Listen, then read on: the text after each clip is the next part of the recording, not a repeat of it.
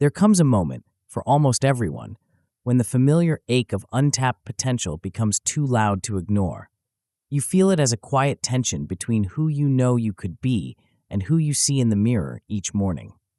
Maybe you've blamed yourself, called it laziness, lack of discipline, or a broken willpower.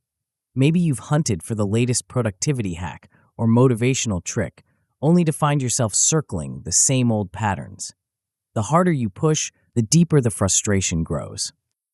What if the real obstacle is not effort or desire, but the silent architecture beneath your awareness, the hidden wiring that shapes every decision, every hesitation, every ceiling you keep hitting? This book is an exploration of that invisible code, not a collection of quick fixes or empty pep talks, but a roadmap for those who are ready to look beneath the surface and change the system itself. Inside these pages, you will not find advice to just try harder. Instead, you'll learn how invisible scripts, inherited beliefs, and ancient survival instincts quietly sabotage your progress. You'll see how the nervous system, designed for safety in a world of real predators, mistakes modern challenges for threats, and how it slams on the brakes right when you need to accelerate. You'll uncover why your brain prefers comfort over growth, why old emotional baggage clogs your best intentions, and why your inner critic always seems to be the loudest voice in the room. You'll learn to diagnose these patterns with the precision of an engineer, to separate your worth from your output, and to shift from avoiding discomfort to building fear competence, the ability to act while afraid. Each chapter is built on a clear protocol. See it, name it, normalize it, test it, and rewire it. You'll move from confusion and self-blame to clarity and agency. You'll develop tools to challenge inherited rules, defang the fear of other people's opinions, untangle self-worth from results, and build environments that make your best choices inevitable. This journey is not easy. It asks you to treat self-work not as a hobby, but as a duty, to claim radical ownership of your internal world. It requires the courage to look directly at what's been holding you back, and the patience to practice small, repeatable acts of change. But if you are ready to step out of the comfort cage, to stop mistaking busyness for impact, and to finally close the gap between your capability and your reality, this book is your map and your training ground. You are not broken. You are not lazy. You are running on code that can be rewritten. Genius is not a birthright, but a byproduct of understanding and updating the system within. This is your invitation to that work, to unlock your genius, not by pushing harder, but by changing how you operate at the deepest level. Let's begin. Chapter 1, The Real Block. Everything you have been told about why you are stuck is a lie. You have spent years believing that your inability to perform at an elite level is a character flaw. You tell yourself you are lazy. You tell yourself you lack discipline. You look at high performers who seem to possess an endless reservoir of drive and focus, and you conclude that they were born with something you simply do not have. You are wrong. Laziness is not the problem. Lack of motivation is not the problem. The gap between where you are and where you know you could be has nothing to do with your work ethic and everything to do with the invisible software running your life. You are not broken. You are running on outdated code. Right now, there is a massive discrepancy between your potential and your reality. You feel it every day. It is the gnawing frustration of knowing you are capable of brilliance while watching yourself deliver mediocrity. You set ambitious goals at night, only to watch them evaporate by noon the next day. You buy the planners, download the productivity apps, and design the perfect morning routine. Yet within 2 weeks, you are back to the same habits of procrastination, overthinking, and shrinking in the moments that matter most. You are fighting a war against symptoms while the root cause remains hidden, operating silently in the background of your mind. This chapter is where we stop fighting the symptoms. This is where we locate the real enemy. The architecture of self-sabotage. Your brain was never designed for high performance. It was designed for survival. The operating system you are currently using was written years ago, mostly during your childhood and adolescence, to keep you safe, accepted, and alive. It wrote rules based on your early environment. If speaking up resulted in embarrassment, your brain wrote a line of code: keep quiet to stay safe. If failure brought shame, your brain coded a directive: do not attempt anything unless the outcome is guaranteed. These are not personality traits. They are invisible mental settings. They are automated scripts that run before you even have a conscious thought. When you feel that sudden urge to check your phone right when you sit down to do deep work, that is not a lack of focus. That is a safety protocol. Your brain perceives the difficulty of the task as a threat to your comfort or your ego, and it triggers a distraction to pull you back to safety. You are trying to run high-performance software on a survival-based operating system. The result is a life that feels like you are driving with the parking brake on. You press the accelerator with your conscious desires. You want the promotion, the business, the legacy, but your subconscious wiring is slamming on the brakes. You are burning out your engine, exhausting yourself with sheer willpower, and barely moving forward. Unless you identify these hidden rules and rewrite them, no amount of hustle will ever be enough. You will continue to loop through the same patterns of excitement, followed by collapse, wondering why you cannot just force yourself to do the work. The high cost of the comfort cage. If you do not address this wiring, the consequences are mathematical and ruthless. The most immediate cost is the shrinking of your life. Every time you obey a fear-based impulse, every time you stay silent in a meeting, decline a difficult opportunity, or procrastinate on a major project, you are training your brain. You are confirming the hypothesis that the world is dangerous and that avoidance is the only solution. Over time, this creates a comfort cage. The bars of this cage are made of anxiety. At 20, the cage might be the size of a large field. You avoid public speaking, but you still take risks. By 30, if you have continued to reinforce these avoidance patterns, the cage shrinks to the size of a room. You stop chasing the big roles. You stop introducing yourself to people who intimidate you. By 40, the cage is the size of a coffin. You are safe, but you are immobile. This is how bright, ambitious people end up living lives of quiet, chronic regret. It is not a dramatic explosion of failure. It is a slow, suffocating constriction. You stop seeing opportunities not because they aren't there, but because your reticular activating system, the part of your brain that filters information, has been programmed to screen them out. Your brain stops showing you doors it knows you are too afraid to walk through. You begin to construct an identity around this smallness. You tell yourself, I'm just not a natural leader, or I'm better behind the scenes. These are lies you tell to make the cage feel comfortable. You are building a personality to justify your prison. The illusion of busyness. The most dangerous aspect of this hidden wiring is that it allows you to feel busy while accomplishing nothing of significance. You fill your days with low-stakes tasks. You answer emails, you organize files, you hold meetings about meetings. You end the day exhausted, feeling like you have worked incredibly hard. But deep down, you know the truth. You spent 8 hours dodging the one thing that actually mattered. Busyness is the most socially acceptable form of hiding. It protects you from the terror of the real game, the arenas of leadership, visibility, conflict, and high-stakes creativity. Your survival wiring loves busyness because it is safe. There is no risk of rejection in an empty inbox. There is no risk of failure in a reorganized spreadsheet. But the real game is where your genius lives. It is where your impact lies. If you continue to dodge the real game, you are outsourcing the pain to your future self. This is a debt that compounds with interest. The pain of discipline weighs ounces, but the pain of regret weighs tons. 10 years from now, your future self will either inherit a legacy of courage and skill or a crushing load of what-ifs.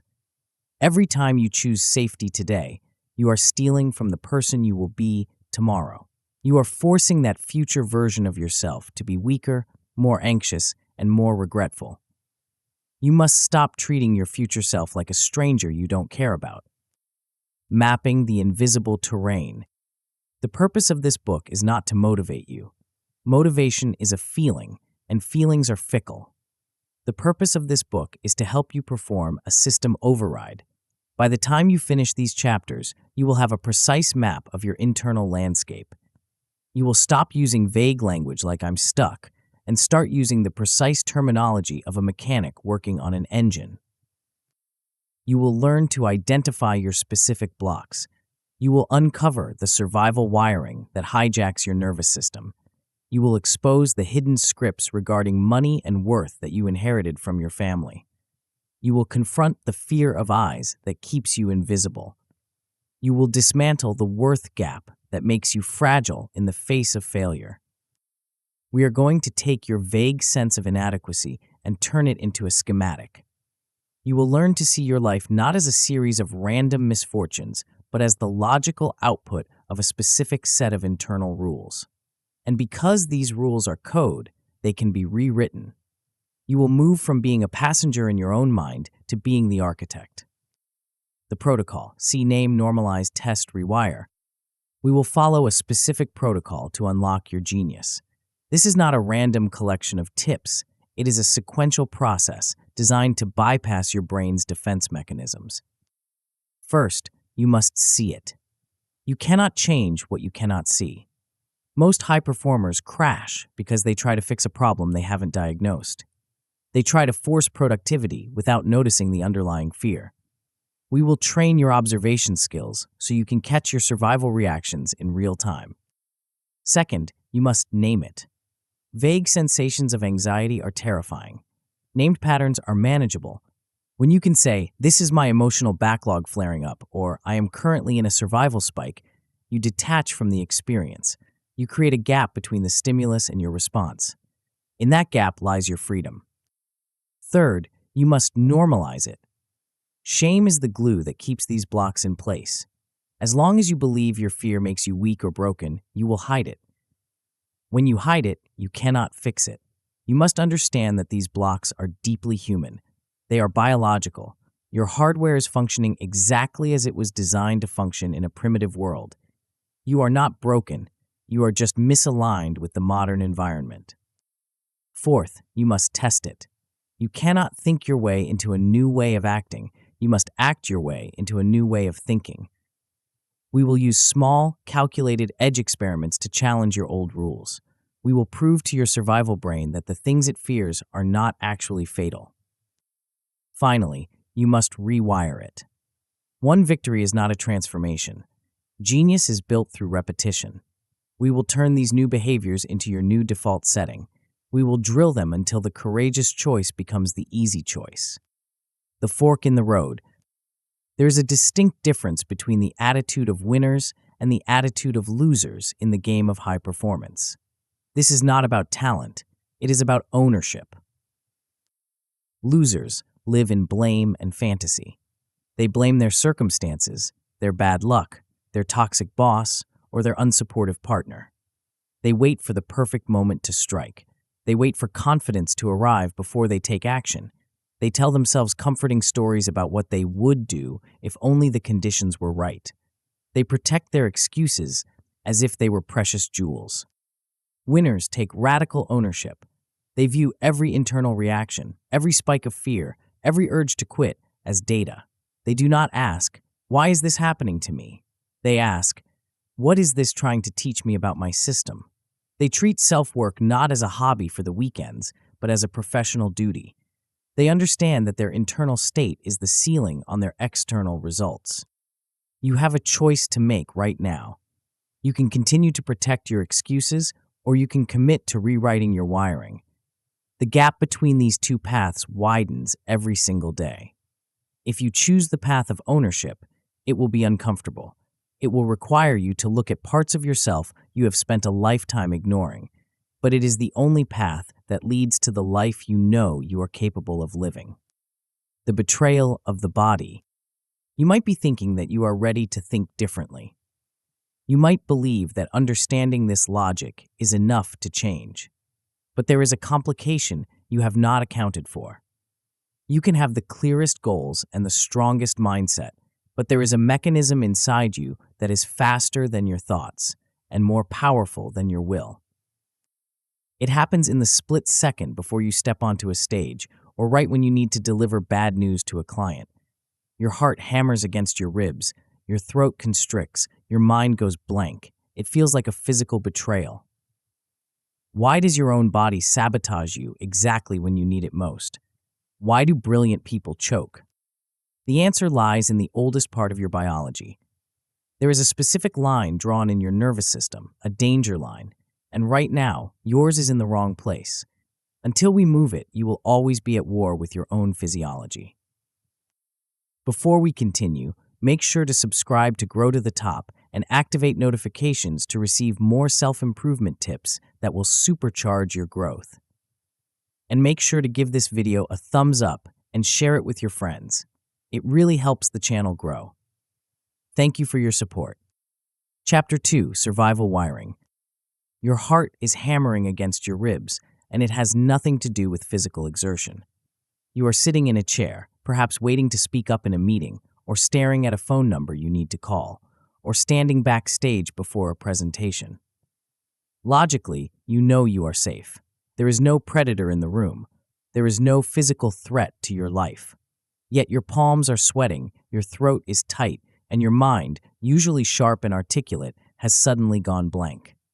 You try to reach for a smart sentence, but you find only static. This is the moment of betrayal. It is the specific instant where your biology cancels out your potential. You have prepared for this. You have the skills, the knowledge, and the desire to succeed. But none of that matters right now because your body has decided that this opportunity is not an opportunity at all. It has decided this is a threat. You are experiencing a hostile takeover. Your nervous system has mislabeled a high-stakes professional moment as a life-or-death survival situation. This is not a character flaw. It is not a lack of willpower. It is a mechanical error in your internal wiring. You are trying to run high-performance applications on a system that is currently optimizing for safety above all else. Until you learn to override this mechanism, your talent will always be held hostage by your biology. The biological betrayal. To understand why you choke under pressure, you must understand the two systems vying for control of your cockpit. You have a performance brain and a survival brain. Your performance brain is the seat of your genius. It is slow, logical, creative, and strategic. It is where you formulate complex thoughts, solve problems, and articulate your vision. It is the version of you that you want running the show. Your survival brain is ancient, fast, and entirely irrational. Its only job is to keep you alive. It scans the environment for threats, and it does not care about your career goals or your reputation. When it detects danger, it hits the panic button. It floods your system with cortisol and adrenaline. It diverts blood flow away from the logic centers of your brain and into your major muscle groups so you can fight or flee. This is excellent if you are running from a tiger. It is catastrophic if you're trying to negotiate a contract. When your survival brain hijacks the system, your IQ effectively drops. You lose access to your memory and your wit. This is why brilliant people say stupid things under pressure. It is why you can rehearse a speech perfectly in your living room and then forget your own name when you step onto the stage. Your performance brain has been taken offline. The tragedy is that most people respond to this by avoiding the situations that trigger the hijack. You stop speaking up. You decline the invitation. You put off the difficult conversation. You feel a wave of relief when you choose safety, but that relief is a trap. Every time you avoid a trigger, you are training your brain. You are confirming the survival brain's hypothesis that the situation was indeed dangerous. You are teaching your nervous system that avoidance is the only way to survive. You are not just standing still, you are actively reinforcing the fear. The invisible danger line. Every human being operates within a specific zone of intensity. There is a line in the sand of your nervous system, a danger line. Everything inside that line feels manageable. You can think, breathe, and function. Everything outside that line registers as too much. When you cross that line, your system floods and you go into survival mode. For a high performer, the goal is not to eliminate the line, but to push it outward. Right now, your danger line is likely drawn much closer than it needs to be. It was drawn by past experiences, by moments of embarrassment, or by a long habit of playing it small. If you have spent the last 5 years avoiding conflict, Your danger line for conflict is right at your toes. Even a minor disagreement will send you into a panic. This creates a contracting comfort zone. We often talk about the comfort zone like it is a static place, but it is not. It is organic. It either expands or it shrinks. If you do not challenge the boundaries of your comfort zone, the walls begin to close in. Situations that used to feel neutral start to feel threatening. The world becomes scarier because you have lost the evidence that you can handle it. You wake up at 35 or 40 and realize your world is smaller than it was when you were 20. This is the result of a danger line that has been allowed to creep inward. You must learn to identify your window of tolerance. This is the optimal zone of arousal where you are alert and engaged but not overwhelmed. When you are within your window, you can handle stress without losing your mind. When you shoot above it, you become hyper-aroused, anxious, frantic, angry. When you drop below it, you become hypo-aroused, numb, checked out, depressed. The work of a high performer is to stretch this window. You treat your nervous system like a muscle. You do not tear it by lifting a weight you cannot handle, but you do not let it atrophy by lifting nothing. You find the edge and you stay there. The myth of the fearless winner. There is a pervasive lie in the world of high performance that real winners feel no fear. You look at the CEO delivering a keynote or the athlete making the game-winning shot, and they look calm. You assume their internal experience matches their external appearance. You assume they have eliminated the survival response. This is false. Even elite performers experience the spike. Their hearts race, their palms sweat. The difference is not the absence of the signal, it is the interpretation of the signal. The amateur feels the adrenaline and thinks, something is wrong. I am not ready. I need to stop. The pro feels the same adrenaline and thinks, my body is preparing me for action. I am ready. You must replace the goal of being fearless with the goal of being fear-competent. Fearlessness is a fantasy. Fear-competence is a skill. Trying to power through or white-knuckle your way through terror is a losing strategy. If you force yourself into a situation that is a 10 out of 10 on your terror scale, you will likely crash. You will survive the event, but your brain will encode the memory as a trauma. You will dread doing it again. This is why just do it is often terrible advice. Reckless exposure reinforces the danger signal. Intelligent exposure dismantles it. Readiness is not a feeling you wait for. It is a state you build through action. If you wait until you feel zero fear to act, you will wait forever. The fear is not a stop sign. It is a compass. It is usually pointing directly at the growth you need. Mapping your internal terrain. You cannot override a system you do not understand. The first step to reclaiming your performance brain is to map your triggers. You need to know exactly what situations cause your danger line to light up. Is it visibility? Is it conflict? Is it the potential for failure? Be specific. It is not just work that stresses you out. It is presenting unfinished work to a skeptical authority figure. That is a trigger. Once you know the trigger, you must learn your physical signals.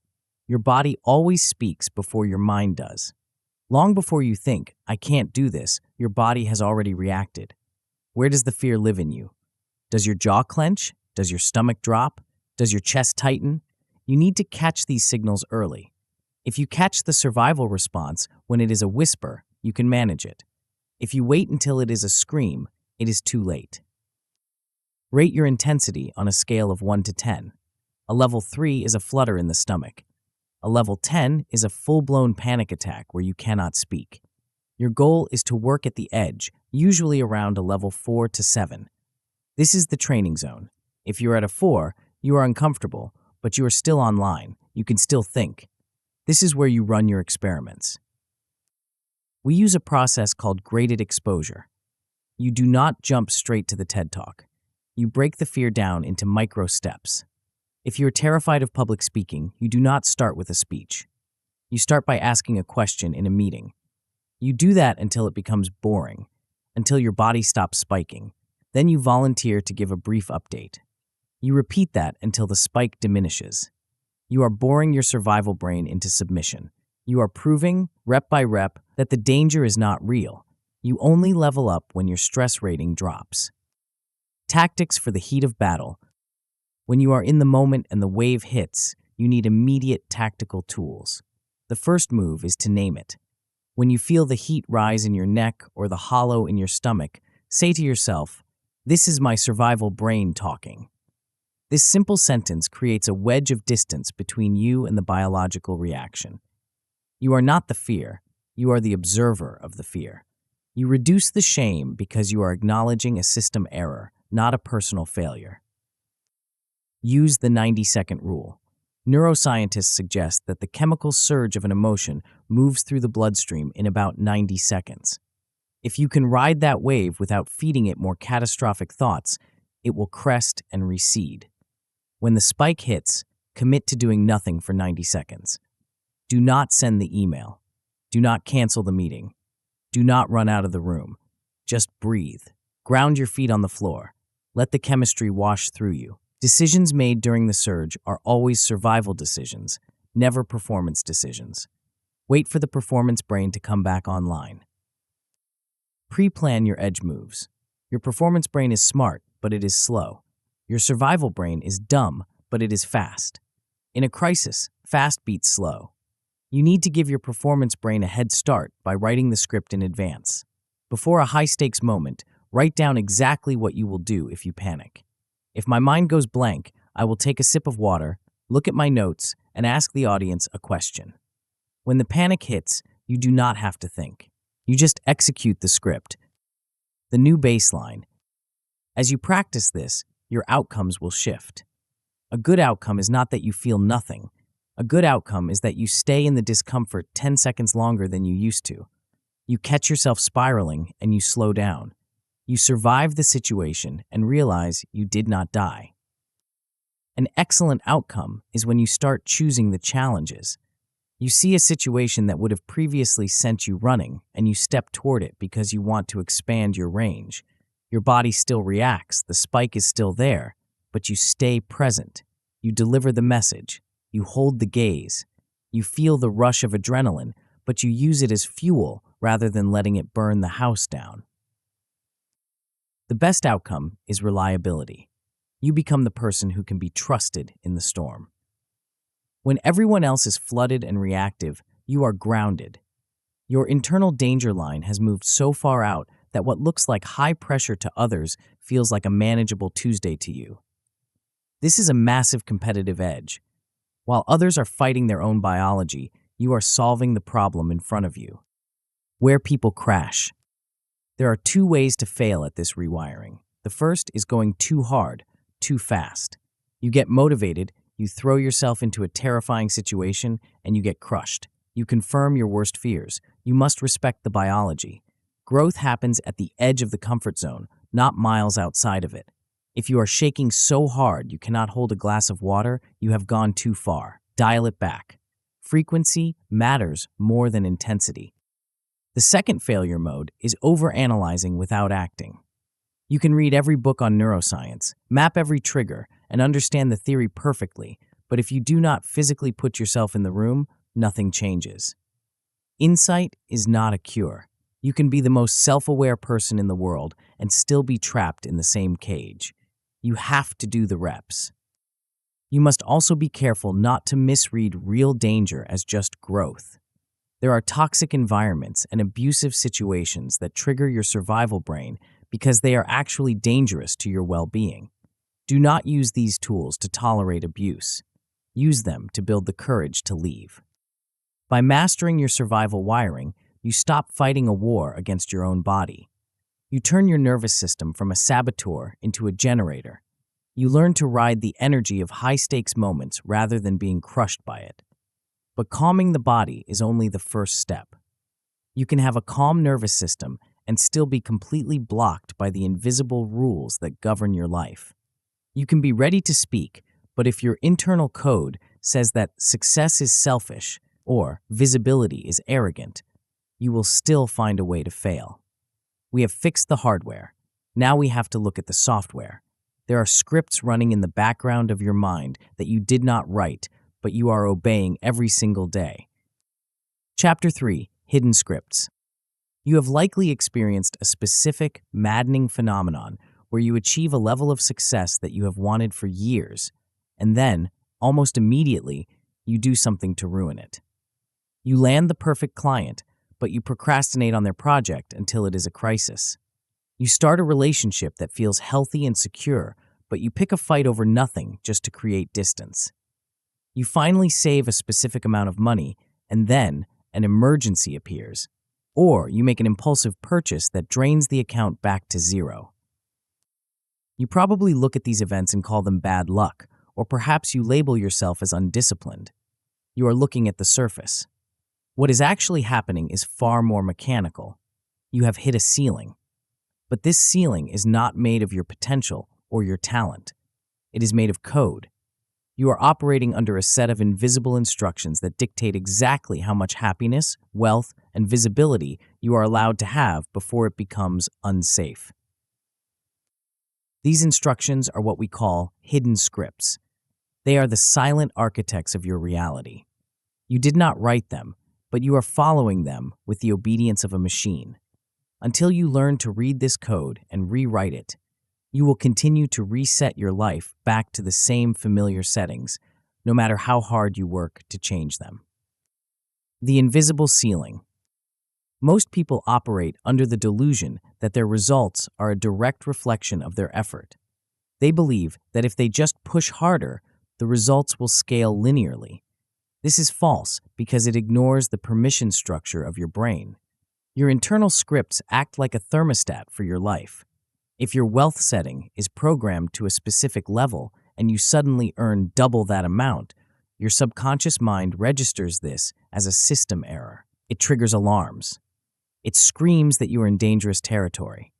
To cool the system down, it forces you to make decisions that bring you back to your set point. This is why you cannot outwork a bad script. You can wake up at 4 a.m. every day, grind for 18 hours, and execute every strategy perfectly. But if your internal script says, "People like us don't become leaders," you will subconsciously sabotage every leadership opportunity that comes your way. You will miss the email. You will stutter in the interview. You will forget the deadline. You will find a way to obey the rule. Understanding this is the fastest way to raise your ceiling. You have to realize that you are not hitting your natural limit. You are hitting a permission error. The barrier is not ability, it is identity. Your nervous system is currently wired to believe that safety lies in a specific, limited range of experience. Stepping outside that range, even for something positive like success or love, feels like stepping off a cliff. The work of this chapter is to show you that the cliff is an illusion. The ghostwriters of your life. You might be wondering where these rules came from. You were not born with them. No infant is born believing they are unworthy of money or that conflict leads to abandonment. These rules were written for you. They were inscribed by the ghostwriters of your life, your family, your culture, and your early experiences. Human brains are pattern recognition machines. As a child, you were constantly observing the world to figure out how to survive. You watched your parents, you watched your teachers, you watched how the world treated people who looked like you, and you wrote rules based on what you saw. If you grew up in a home where money was always a source of stress and arguments, your brain wrote a script. Money equals conflict. If you were praised only when you brought home an A on your report card, your brain wrote a script. I am only lovable when I am achieving. These scripts were useful once. They helped you navigate your childhood environment. If speaking up at the dinner table got you yelled at, the script, keep your mouth shut, kept you safe. It was a survival adaptation. The problem is that you are no longer at that dinner table. You are in a boardroom, or a negotiation, or a relationship. But the script is still running. You are an adult trying to build a massive life using the survival manual of a frightened 10-year-old. Cultural scripts are just as powerful. You absorb thousands of silent messages about what is realistic for someone from your background. You learn how much space you are allowed to take up. You learn what kind of jobs are safe and what kind are risky. These become the walls of your reality. You don't even question them because you don't see them as rules. You just see them as the way the world works. But the world doesn't work that way. That is just how your script works. Lies we tell about the past. There is a myth that high performers should just ignore the past and focus on the future. You hear people say, "The past is dead, just move on." This is a dangerous lie. The past is not dead. It is living in your nervous system right now. It is dictating your heart rate when you walk into a meeting. It is shaping the tone of voice you use with your partner. Ignoring your history does not make you free of it. It just allows it to run the show from the shadows. However, there is an opposite trap. Some people believe they need to excavate every single memory and trauma before they can move forward. They spend years in analysis, digging up every detail of their childhood, believing that insight equals change. It does not. You do not need a complete archive of your history to rewrite your scripts. You only need to see the patterns. You are looking for the recurring themes, not the minute details. Another common misconception is that talking about a script heals it. You can talk about your fear of success for 10 years and never change it. Understanding is the first step, but it is not the solution. You cannot think your way out of a behavioral pattern. You have to act your way out. The script was written through experience, and it can only be rewritten through new experience. You have to prove to your brain that the old rule is obsolete. The rewriting protocol. The process of rewriting is mechanical. It requires you to be a detective in your own life. The first step is to spot the repeating patterns. Look at the areas of your life where you feel stuck in a loop. Look at your income history. Look at your relationship history. Look for the places where you repeatedly hit the same wall. Listen for the phrase, "This always happens to me." That phrase is a neon sign pointing to a hidden script. Once you identify the pattern, you must translate it into a rule. You have to ask yourself, what rule would a child create to make sense of this? If you always sabotage relationships when they get close, the rule might be, if I let people close, they will hurt me. If you never ask for a raise, the rule might be, if I ask for more, I will be punished for being greedy. Write these rules down as simple if-then statements. This strips them of their mystery and reveals the emotional logic behind them. Now you write the new rule. This is not a vague affirmation. It is a specific behavioral instruction for your adult reality. If the old rule was, if I speak up, I get hurt, the new rule is, if I speak up, I might be criticized, but I can handle it and my contribution matters. You are updating the software to account for your current capabilities. You are no longer a helpless child. You are a competent adult who can handle friction. Finally, you must test the new script in real life. This is the most important part. You have to design small, concrete actions that violate the old rule. If your script says you must be perfect to be loved, you intentionally show a rough draft to a colleague. If your script says money is scarce, you donate a small amount to charity to prove flow is possible. You execute the action, and then you watch what happens. You realize the sky didn't fall. You realize you didn't die. This data forces your brain to update the code. Hacking the code. There are shortcuts to finding these scripts. One of the best tricks is to listen to your always and never statements. I always mess up the details. I never get the lucky break. I always attract crazy people. These are not observations of fact. They are declarations of your programming. Whenever you hear yourself using these absolutes, stop and ask, who told me that? Where did I learn that this is a permanent truth? Another powerful signal is guilt. Watch for the moment you succeed or feel happy, and then immediately feel a pang of guilt. That guilt is often a loyalty script. Subconsciously, you might believe that by succeeding, you are betraying your family or your peers who are struggling. You feel like you are leaving them behind. You must reframe this immediately. Your smallness does not serve them. Your stagnation does not help them. Success is not betrayal. It is the evolution of your lineage. You should also listen for borrowed voices. When your inner critic starts yelling at you, ask yourself, who does this sound like? Is it your voice, or is it the voice of a critical parent, a strict teacher, or a judgmental peer from high school? Often, You are beating yourself up with a whip that was handed to you by someone else. Once you identify the source, you can decide to hand it back. You can decide that their voice no longer gets a vote in your future. What freedom looks like. When you start doing this work, the shift is palpable. A good outcome is simply clarity. You stop feeling like a victim of bad luck and start seeing the machinery. You can look at a self-sabotaging behavior and say, that's my don't outshine the master script running. You feel less confused and more compassionate toward yourself. An excellent outcome is when you start actively challenging the major scripts. You feel the fear of breaking the rule, but you do it anyway. You ask for the money, you publish the work, you set the boundary, and with each rep, the old rule gets weaker. You start to experience moments of "this felt impossible before." You realize that the ceiling was made of smoke. The best outcome is that you become the author of your own life. You are no longer living out a sequel to your parents' lives or a reenactment of your childhood traumas. You are designing your life based on your chosen values, not your inherited fears. You feel free to surpass old ceilings without guilt. You move through the world with the confidence of someone who knows they are running their own system. The trap of blame. There is a danger here that you must avoid. It is easy to uncover these scripts and fall into a pit of resentment. You realize your parents' money anxiety held you back for a decade, and you get angry. You realize a teacher's careless comment crushed your creativity, and you want to rage.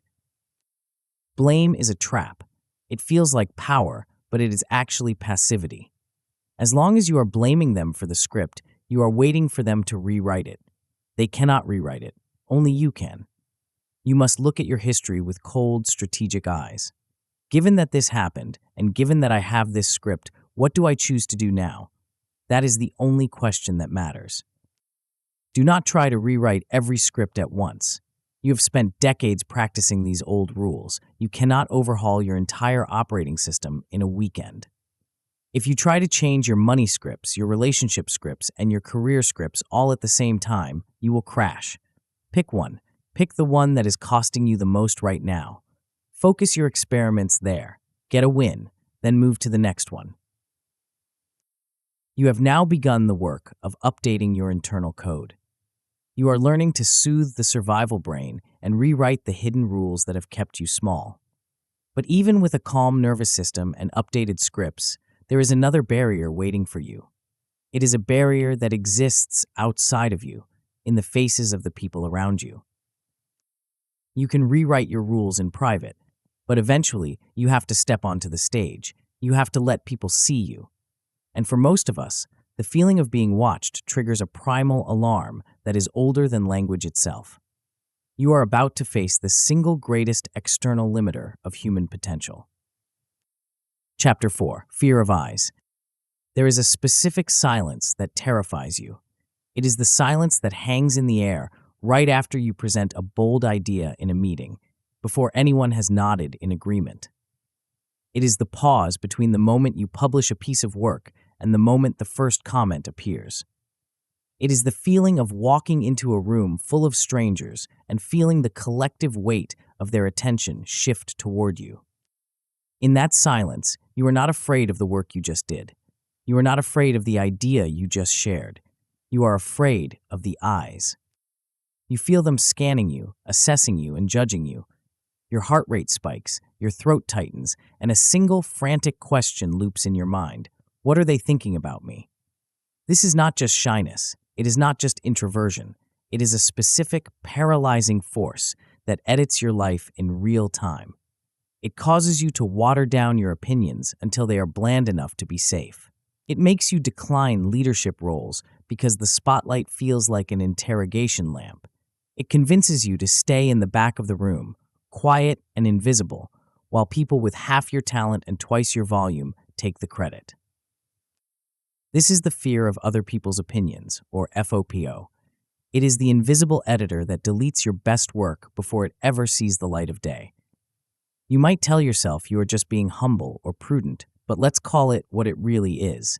You are hiding, and you cannot win while you are hiding. The ancient exile mechanism.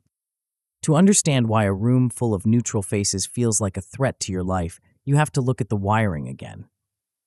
We have already established that your brain prioritizes safety, but social safety is a unique category. For your ancestors, belonging to the tribe was not just a nice emotional bonus, it was a prerequisite for survival. If you were liked and accepted, you shared the food and the fire. If you were rejected and cast out, you died. It was that simple. Alone meant dead. Your brain has evolved to treat social rejection with the same severity as a physical attack. Neuroimaging studies show that the pain of social exclusion lights up the same regions of the brain as the pain of a broken leg. When you stand up to speak and you see a frown in the audience, your amygdala does not see a colleague who disagrees with your strategy. It sees the tribe turning its back on you. It sees exile. It sees death. This is why the fear is so disproportionate to the reality. You know logically that a bad presentation or a flopped social media post will not kill you. But your nervous system is screaming that you are about to be abandoned on the prehistoric savanna. This wiring causes you to overvalue the opinions of strangers and undervalue your own goals. You become a master of reading the room, but you use that skill to blend in rather than to lead. You become a chameleon, constantly adjusting your colors to match the expectations of whoever is watching. You survive the social encounter, but you lose yourself in the process. The great self-editing machine. The tragedy of FOPO is not just that it feels terrible, it is that it quietly edits your potential down to a fraction of what it should be. Think about the last time you wanted to say something controversial or innovative. You felt the impulse, the spark of genius.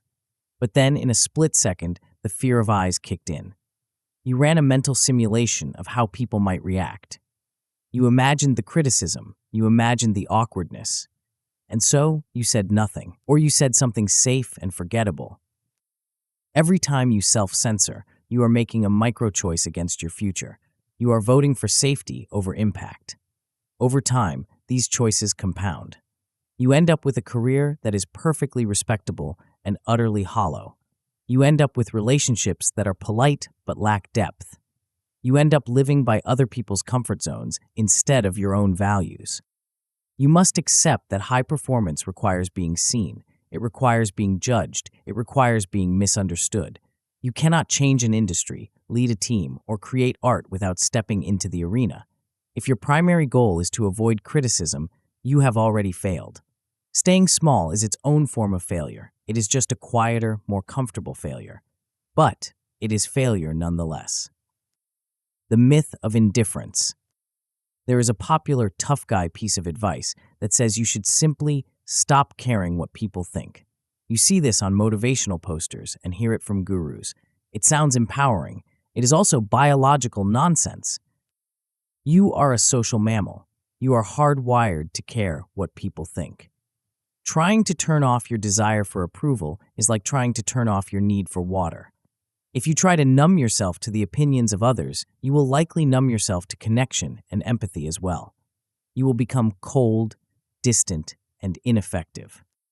The goal is not indifference. The goal is selective caring. You do not need to stop caring what everyone thinks. You need to radically curate whose opinions matter. Right now, you are likely giving the same weight to the opinion of an anonymous internet troll as you are to your mentor. You are letting the confused look of a random coworker derail your confidence just as much as the feedback of a trusted partner. This is a weighting error. You need to distinguish between the noise of the crowd and the signal of the wise. The crowd will always have an opinion. They will judge your clothes, your voice, your timing, and your ideas. Most of that judgment is noise. It is a projection of their own insecurities and preferences. It has nothing to do with you. You must train your brain to treat that noise like background static, audible but irrelevant. From approval to contribution. The fastest way to dismantle the fear of eyes is to change the question you are asking yourself. When you are suffering from FOPO, your internal monologue is obsessed with one question: how do I look?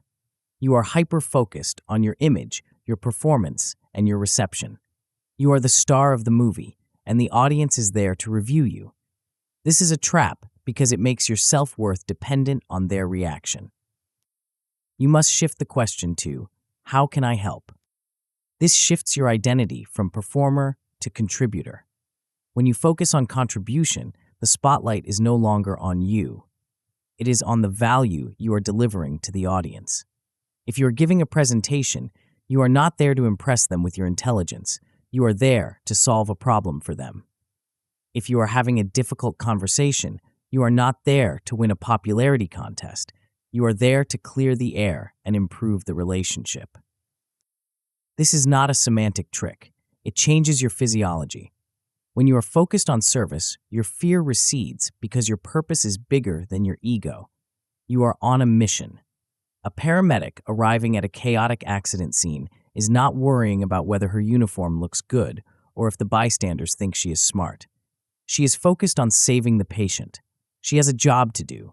When you treat your performance as an act of generosity rather than self-display, you gain that same kind of immunity. You are too busy helping to worry about being watched. The visibility protocol. You cannot think your way out of stage fright. You have to behave your way out of it. You need to run a FOPO audit and then start lifting heavy weights in the gym of visibility.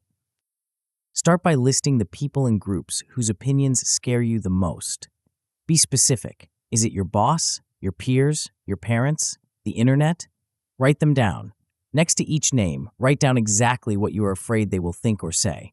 They will think I'm a fraud. They will say I'm trying too hard. They will laugh. Now look at that list and ask, whose view actually matters for my long-term goals? Who on this list has built the kind of life I want to build? Who has skin in the game? Cross out everyone else. You are not allowed to take directions from people who have never been where you are going. You are left with a very short list. These are the only people whose feedback you are allowed to internalize. Once you have curated your jury, you must practice visibility reps. You need to expose yourself to the gaze of others in small, manageable doses. If you are terrified of posting your work online, do not start with your magnum opus. Share a small, imperfect thought. If you are scared of speaking in meetings, set a goal to ask one question or make one comment in every meeting this week. The goal of these reps is not to be perfect. In fact, it is better if you are not. You need to practice controlled awkwardness. Do something that feels mildly embarrassing on purpose. Ask a question you think might be dumb. Wear something slightly bolder than usual. Send the draft before it is polished. Then, watch what happens. You will feel the spike of heat. You will feel the urge to hide. But then, the moment will pass. The world will keep turning. No one will exile you. You will realize that the awkwardness spikes and then fades much faster than you imagined. You are building evidence that you can survive the gaze. You are teaching your amygdala that eyes are just eyes, not spears. The feedback circle. As you step up, you will need a mechanism to process the reaction you get. If you rely on the general applause of the crowd, you will become a slave to popularity. If you rely on your own internal critic, you will tear yourself apart. You need a curated feedback circle. Choose 3 to 7 people whose courage, values, and judgment you respect. These are your truth tellers. When you do something bold, you go to them. You ask, was that effective? Did I serve the mission? Where can I improve? When they give you feedback, you take it seriously. You weight it heavily. If the rest of the room is confused, but your circle says you were on point, you trust the circle. If the room applauds, but your circle says you drifted from your values, you listen to the circle. This externalizes your validation system. You are no longer performing for the invisible, terrifying everyone. You are performing for a small group of people who actually get it. The neutral face trap. One of the most common hallucinations of the anxious mind is the misinterpretation of neutral faces. When you are presenting or speaking, you will look out and see people with blank expressions. Your survival brain, scanning for threats, will interpret this blankness as negativity. You will think, they hate this. They are bored. They think I'm an idiot. You must learn to reinterpret this data. Most people, when they are listening or thinking, have resting neutral face. They are not scowling, they are processing. They are thinking about their lunch, or their own problems, or the point you just made. They are not judging you, they are just existing. Train yourself to stay focused on delivering value regardless of the facial expressions you see. Remind yourself, I am not a mind reader. Unless they are throwing tomatoes, I am going to assume they are listening. Do not let a hallucination of judgment stop you from delivering your message. The price of admission. There is a risk here. If you follow this advice, if you stop hiding and start contributing, you will eventually be criticized. It is inevitable. If you say anything of substance, someone will disagree. If you do anything new, someone will say it is wrong. When this happens, you must not confuse critique with rejection. Critique is data about your work. Rejection is a verdict on your soul. Your survival brain tries to merge them. It tries to tell you that because your idea was attacked, you are under attack. This is false. You are not your idea. You are not your performance. You are the person who had the courage to show up. You might be tempted to cope with this exposure by numbing out. You might put on a professional mask, a persona that is polished and perfect and completely fake. You see this all the time in corporate leadership and social media. People who are technically visible but emotionally hidden. They are present, but they are not real. This is a defensive strategy, and it fails. Audiences can smell a fake. If you numb your fear, you also numb your passion and your authenticity. You become a robot. The goal is not to be a robot. The goal is to be a human being who is afraid and does it anyway. The next trap. You are now learning to calm your body when the pressure hits. You are rewriting the scripts that told you to stay small. You are stepping into the spotlight and learning to tolerate the weight of eyes on you. You are becoming visible. But visibility brings a new, more dangerous challenge. As you start to achieve, as you start to get results and recognition, a seductive and deadly fusion begins to happen in your mind. You start to believe that the applause is not just for what you did, but for who you are. You start to believe that your value as a human being is tied to the scoreboard. This is the most fragile way to live. Because if you are what you achieve, then who are you when you fail? This question brings us to the hidden gap that swallows high performers whole, usually right at the peak of their success. It is time to look at the math of your self-worth. Chapter 5, Worth Gap. You make a mistake. It is a small error, a typo in a slide deck, a missed deadline, a clumsy sentence during a negotiation. Objectively, the consequences are minor. The world will not end. The business will not collapse. But inside you, a nuclear reactor melts down. Your stomach drops through the floor. A cold flush of shame washes over your skin. Your mind begins a frantic, spiraling loop of catastrophe. I am an idiot. I always mess this up. They are going to fire me. I am a fraud. You are not reacting to the error. You are reacting to a threat to your existence. This reaction is the symptom of a specific lethal calculation you have been running for years. You have fused your performance with your identity. You have decided that how I did equals who I am. When you win, you feel like a god. When you lose, you feel like a ghost. This fusion creates a terrifying volatility in your life. You are only as good as your last result.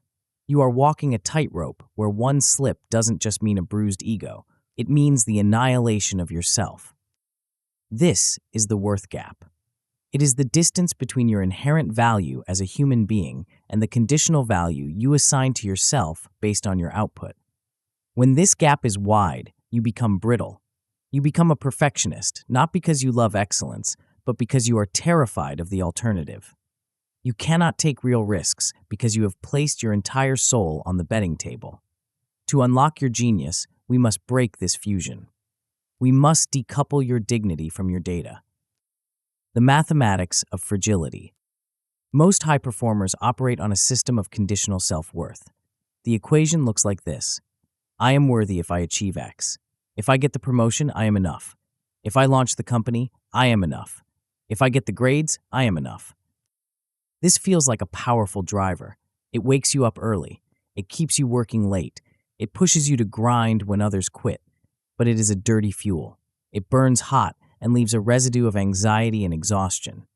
When your worth is conditional, Your brain treats every high-stakes situation as a life or death trial. If you fail, you don't just fail a task, you become a failure. This makes you incredibly fragile under pressure. When you receive critical feedback, you cannot hear it as useful data for improvement. You hear it as a verdict on your character. You crumble or you attack. You spend days recovering from a setback that should have taken 10 minutes to process. This fragility is not a personality trait. It is a structural flaw in how you have built your identity. When you live this way, you stop playing to win and start playing not to lose. You choose safe goals. You stick to what you are already good at. You avoid the arenas where you might look foolish, which are exactly the arenas where your genius is waiting to be forged. You are trading your potential for the safety of your ego. The treadmill of enough. The cruelest joke of the worth gap is that success does not fix it.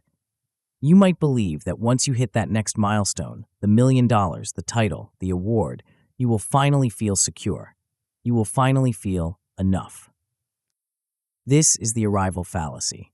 When you reach the summit, the feeling of worth lasts for about 20 minutes, maybe a day. Then, the dopamine fades and the old insecurity returns.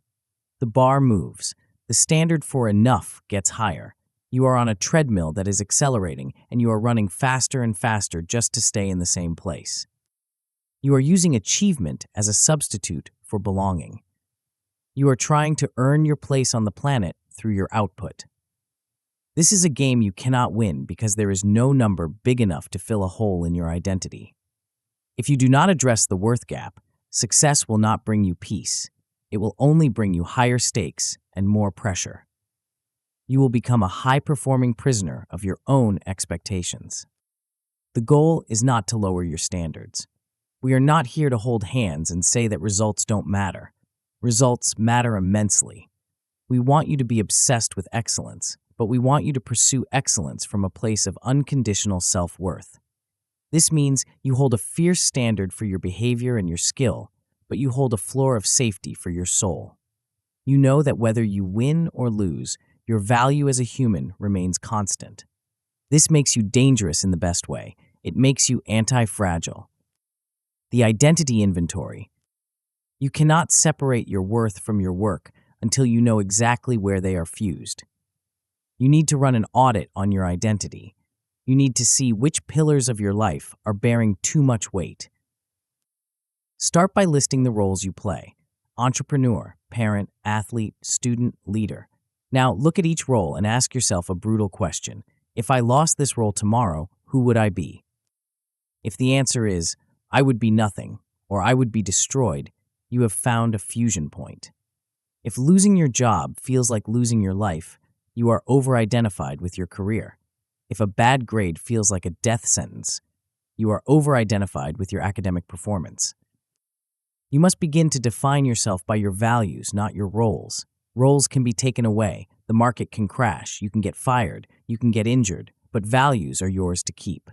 Are you brave? Are you honest? Are you persistent? Are you a learner? When you anchor your identity in values, you become stable.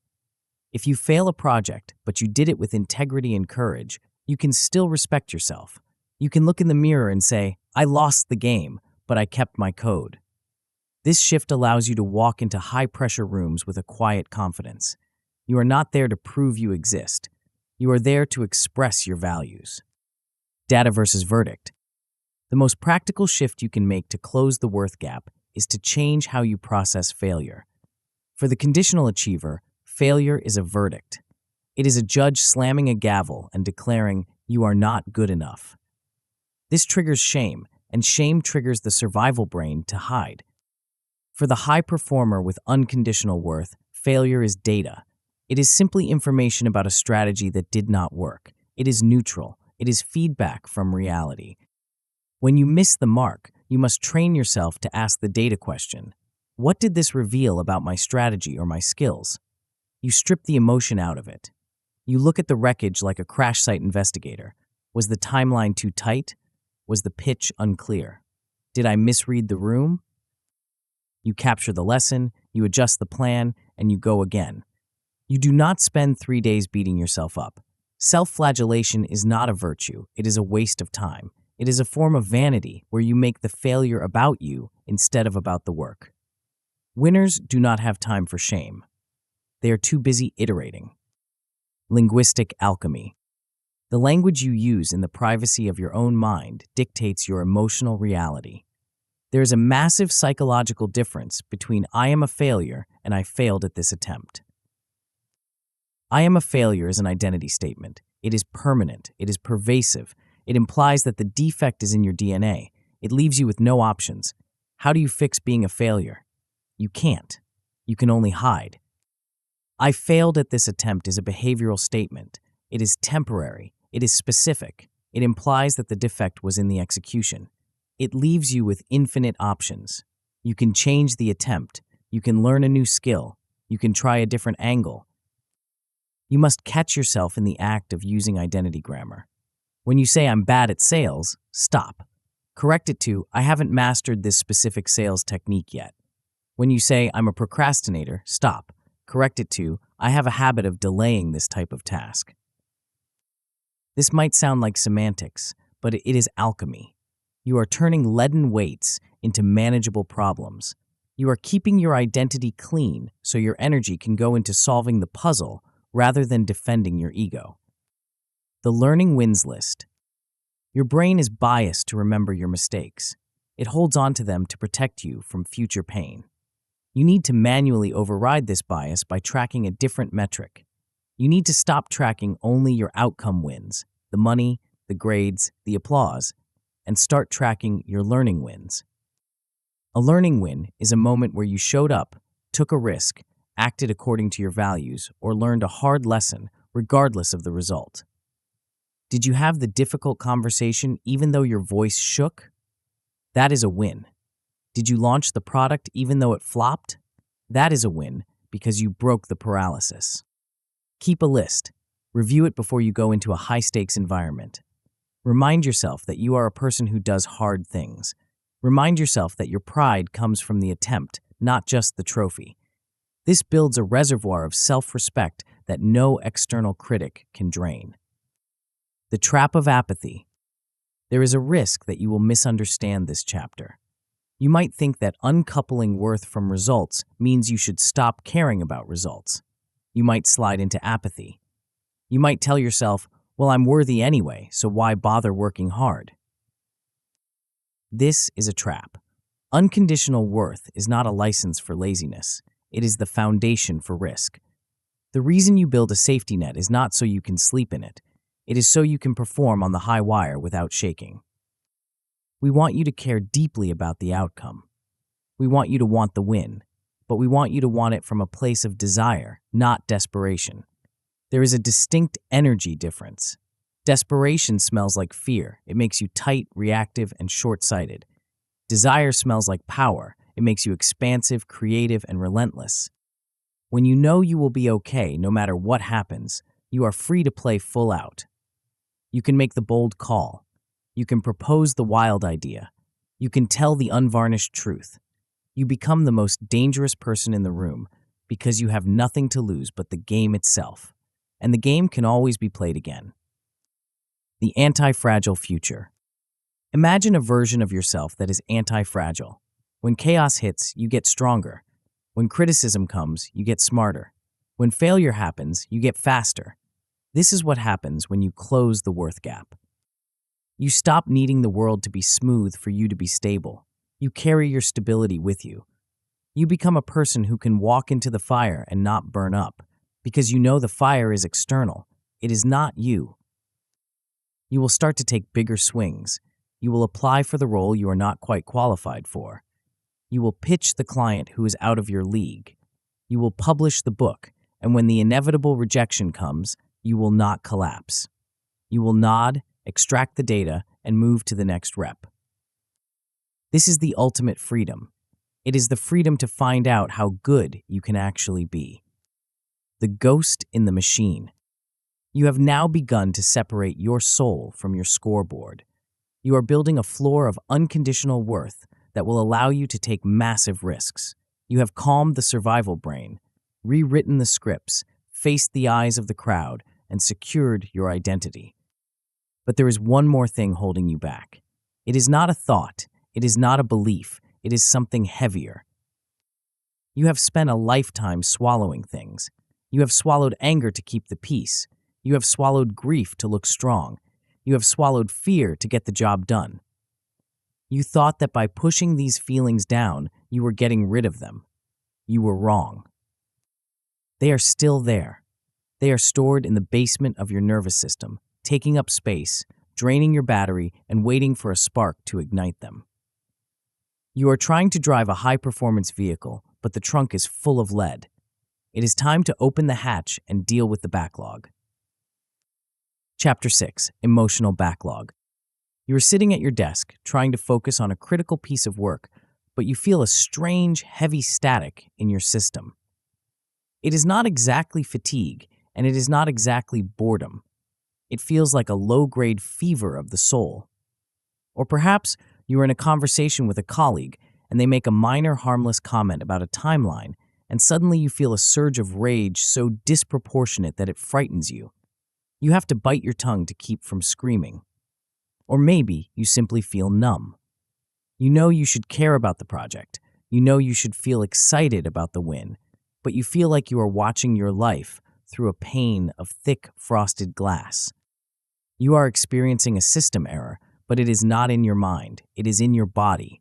You are carrying a load you do not know you have. We call this the emotional backlog. Think of your nervous system like a high-performance plumbing system. It is designed to let experiences flow through it. Something happens. You feel the chemical surge of emotion, anger, joy, grief, fear, and then it passes, leaving the pipe clear for the next experience. But for most of your life, you have been taught to clog the pipe. You were told that anger is unprofessional, so you swallowed it. You were told that fear is weak, so you stiff-armed it. You were told that grief takes too much time, so you ignored it. You thought that by pushing these feelings down, you were deleting them. You were not. You were storing them.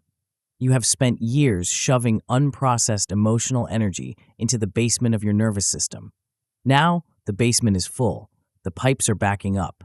And this backlog is leaking into your present reality, sabotaging your focus, your relationships, and your ability to perform. The high cost of latency. The problem with the backlog is not just that it feels bad, it is that it makes you stupid and slow. Holding down a beach ball underwater requires constant, active muscular effort. You cannot do anything else with your arms while you are holding the ball down. Suppression works the same way. It is an active, energy-intensive process. A massive percentage of your daily cognitive energy is currently being spent just keeping the lid on your internal pressure cooker. This creates performance latency. You are walking around with 40% of your RAM occupied by background processes you are trying to ignore. This is why you feel exhausted, even when you haven't done much physical work. It is why your creativity feels stifled. You cannot access your genius because your bandwidth is tied up in management. Furthermore, the backlog makes you reactive. When you are full of unprocessed anger, you become a loaded gun. It doesn't take a major offense to set you off. It just takes a tap. You snap at your spouse not because of the dishes, but because of the 10 years of swallowed frustration from your career. You freeze in a negotiation not because the deal is scary, but because the current stress is tapping into a reservoir of unprocessed fear from childhood. You are not reacting to the present moment. You are reacting to the backlog. You are fighting a war on two fronts, the challenge in front of you and the history inside of you. The physics of feeling. To clear the backlog, you must understand what an emotion actually is. Most people think emotions are abstract, mystical clouds in the head. They are not. Emotions are physical events. They are biological data. An emotion is a sensation in the body. It is heat in the face, tightness in the throat, a hollow feeling in the stomach, a heaviness in the chest. That is the raw signal. A feeling is the story your mind attaches to that signal. The body fires the signal first. The mind then scrambles to interpret it. The backlog is created when you refuse to feel the sensation. You feel the tightness of grief in your throat, and immediately your mind says, "No, I don't have time for this, or big boys don't cry. You tense your muscles, you restrict your breath, you trap the energy in the tissue.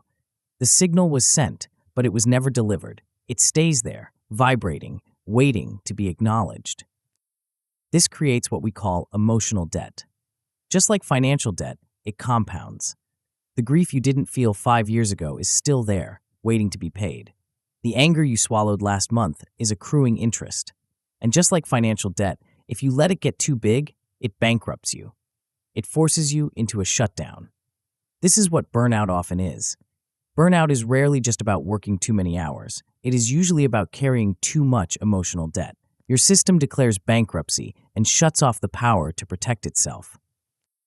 The myth of the Stoic statue. There is a dangerous mythology in high-performance circles that equates strength with numbness. We look at the Stoic leader who never flinches, never cries, and never raises their voice, and we think that is control. Often, that is not control. That is dissociation. There is a massive difference between a regulated nervous system and a shutdown nervous system. A regulated leader feels the intensity of the crisis. They feel the fear, the urgency, the weight, but they can hold it without collapsing. They remain functional with the emotion. A shutdown leader feels nothing because they have severed the connection to their own dashboard. Numbness is a liability. If you cannot feel fear, you cannot gauge risk. If you cannot feel anger, you cannot defend your boundaries. If you cannot feel joy, you have no fuel. Top performers are not statues. They are highly sensitive instruments. They feel everything, but they process it quickly. They have a high throughput rate. They let the wave hit them, they feel the crash, and then they let it recede. They do not hold on to the water. You might be afraid that if you open the door to the backlog, you will be overwhelmed. You fear that if you start crying, you will never stop. You fear that if you let yourself feel the anger, you will destroy everything. This is a valid fear, but it is based on a misunderstanding of the mechanism. Emotions are waves. They have a beginning, a middle, and an end. The average lifespan of an emotional wave, if fully felt, is only a few minutes.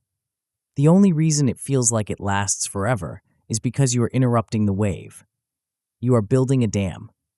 When you remove the dam, the water flows. It might be turbulent for a moment, but then it clears. Reading the dashboard. The first step to clearing the backlog is to stop looking for feelings and start looking for sensations. You need to get out of your head and into your neck, your chest, and your gut. Pause right now. Scan your body. What is happening below the neck? Is your jaw clenched? Is there a knot in your solar plexus? Is there a buzzing in your arms? Do not try to fix it. Do not try to analyze why it is there. Just name the physics of it. My chest feels tight. My stomach feels heavy. Once you have identified the sensation, try to put a label on the emotion. Is this closer to anger? Is it closer to fear? Is it sadness? Is it shame? You do not need to be perfectly accurate. You are just trying to acknowledge the signal. By naming it, you are telling your nervous system, I hear you. This simple act of acknowledgement often reduces the intensity of the signal immediately. It is like answering a ringing phone. Once you pick up, the ringing stops. You must build a habit of short, daily check-ins. Most people go weeks or months without asking themselves what they are feeling. You need to do it daily. Take 2 minutes. Ask, what is the emotional weather right now? Write it down. Right now, I feel anxious because of the presentation. Right now, I feel disappointed about the deal. This prevents the daily residue from becoming long-term backlog. You are taking out the trash every night instead of letting it pile up in the kitchen for a year. The release valve. Once you have named the sensation and the emotion, you need to let it move. You need a release practice. This does not mean you have to go into a therapy session every day. It means you need to use your body to signal safety to your nervous system so it can let go of the charge. The most effective tool is the breath. When you are suppressing emotion, you breathe shallowly or hold your breath. To release, you must do the opposite. Extend your exhale. Make your exhale twice as long as your inhale. This activates the parasympathetic nervous system, the brake pedal. It tells your body, we are safe enough to feel this. Sometimes you need a more active release. If you are full of anger, go for a sprint. Punch a pillow. Yell in your car. If you are full of sadness, let the tears come. Do not wipe them away immediately. Let them fall. If you are full of fear, shake your hands and legs to discharge the adrenaline. After the release, ask yourself the performance question. What matters here? What do I want to do next? You will find that once the emotional fog has lifted, the strategic path becomes obvious. You are no longer making decisions to manage your pain. You are making decisions to manage the objective reality.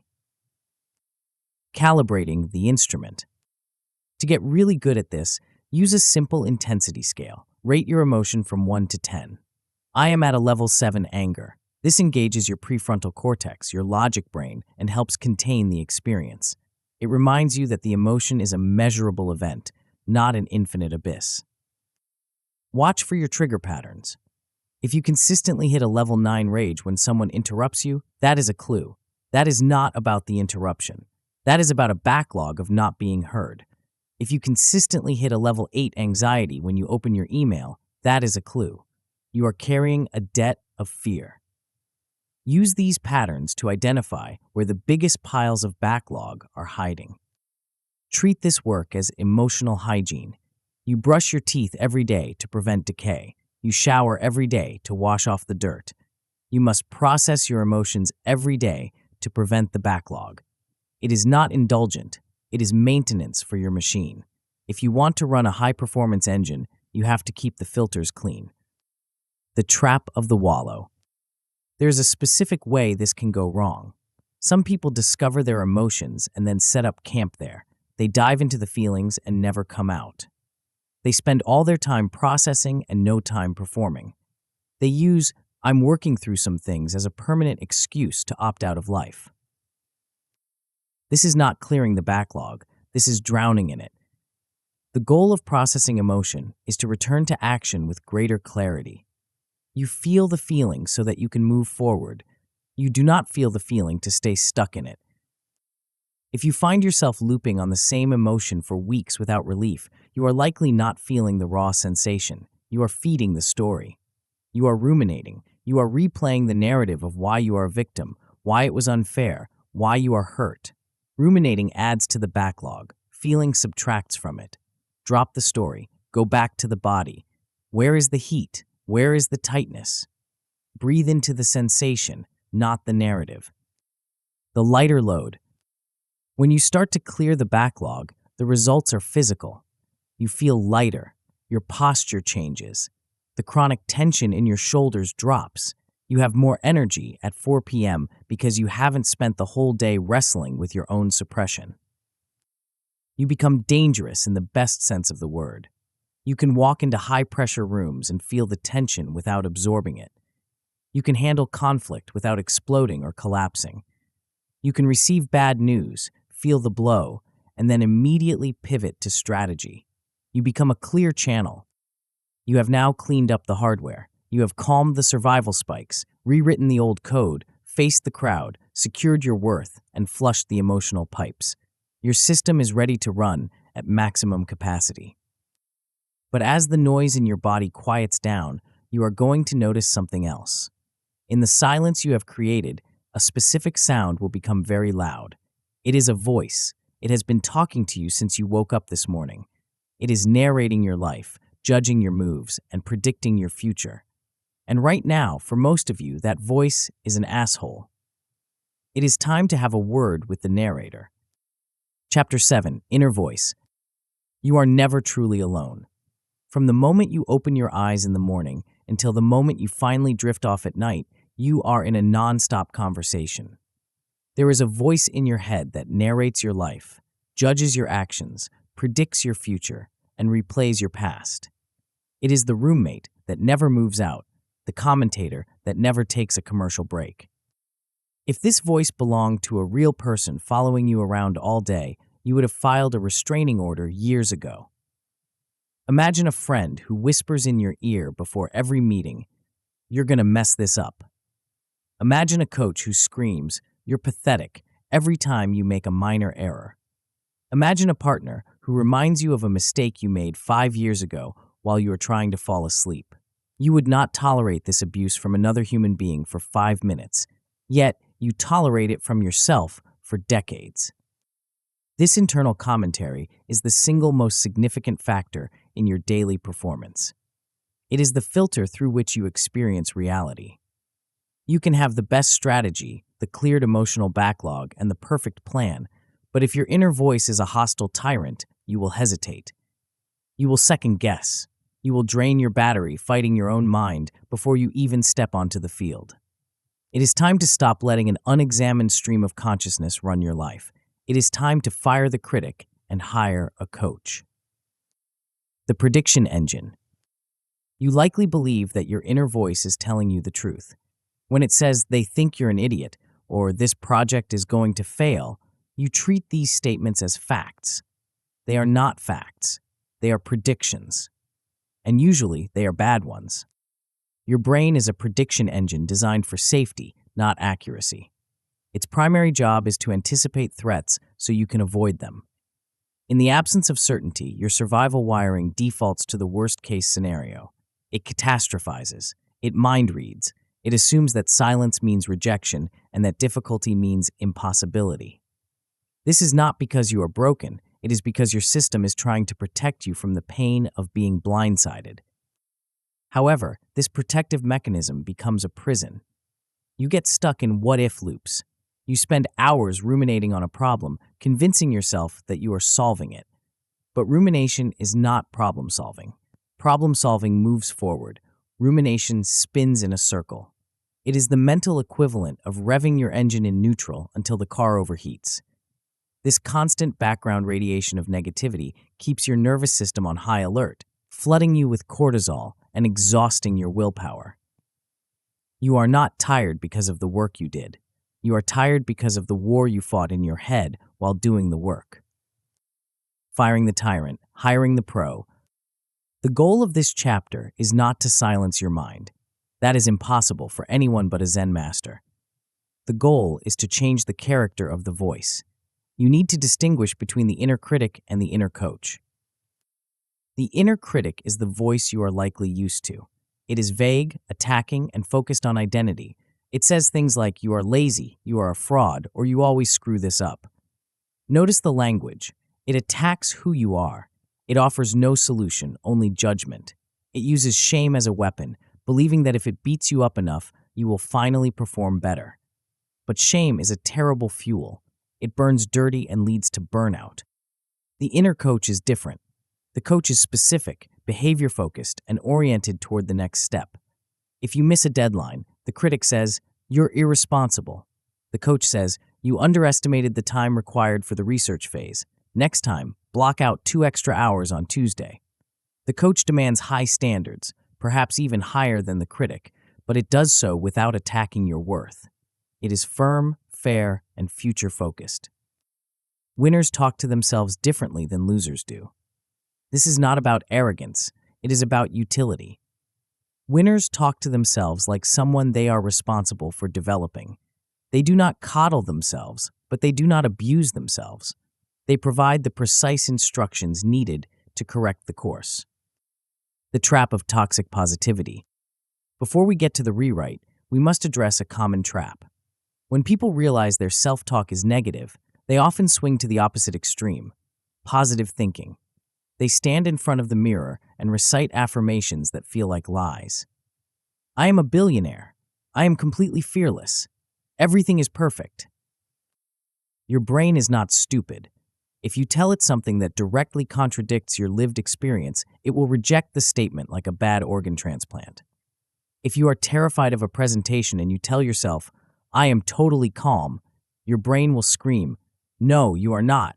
Your hands are shaking. This creates internal dissonance and makes you trust yourself even less.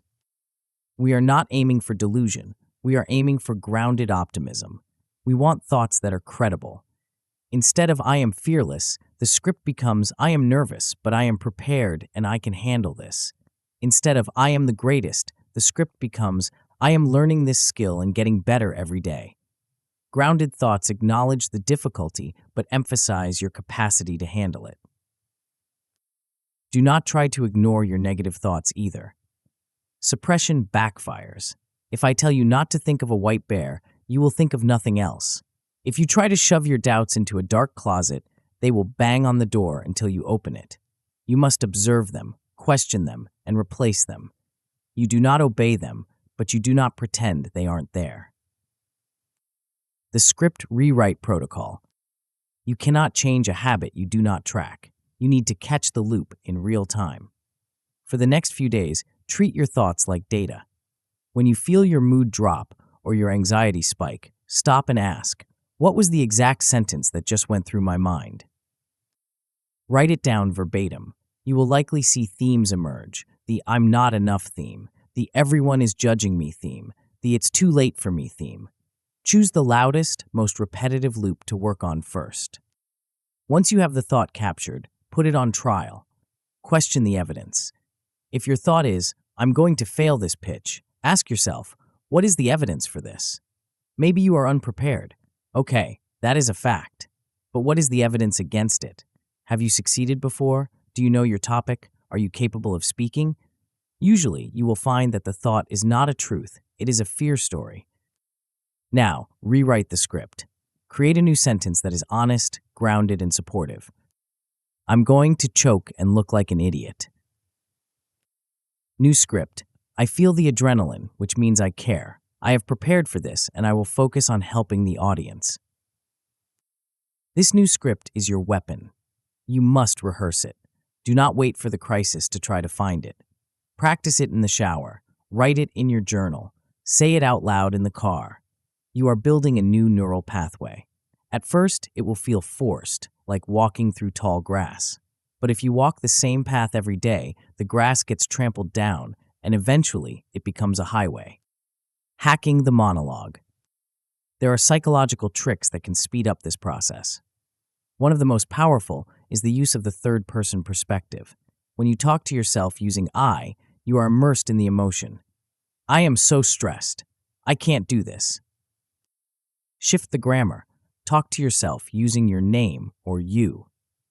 David, you are stressed right now, but you need to focus on the first slide. Sarah, you can handle this. Studies show that this simple linguistic shift creates self-distancing. It activates the parts of your brain associated with emotional regulation and wisdom.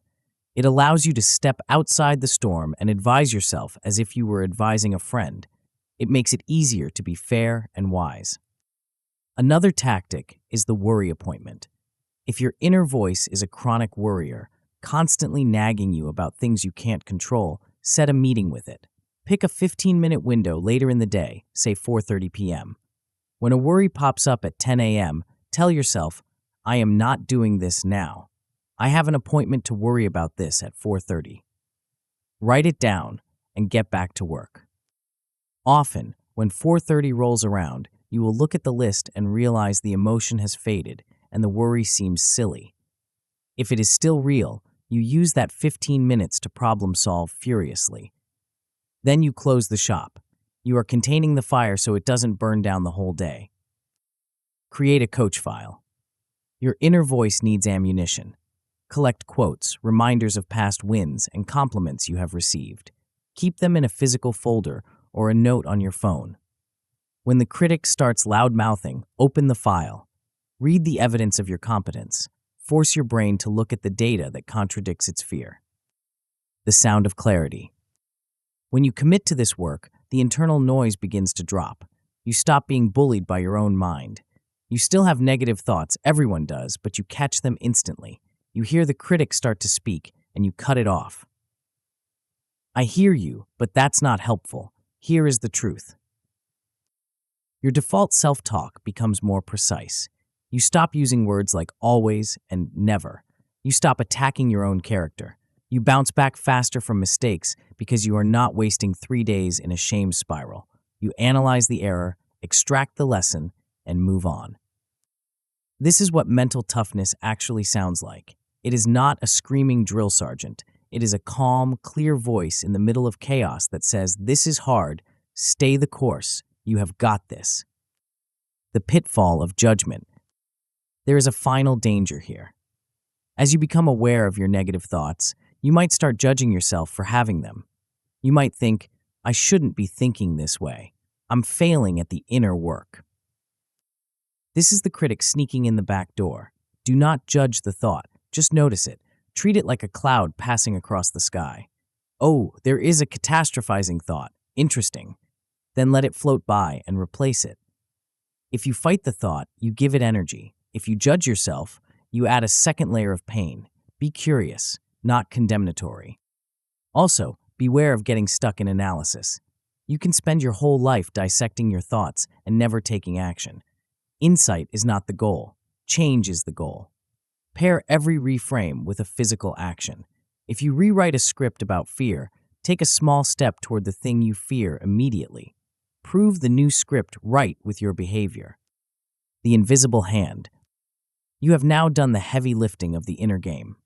You have mapped your survival wiring, rewritten your hidden scripts, faced the fear of judgment, secured your self-worth, cleared your emotional backlog, and trained your inner voice.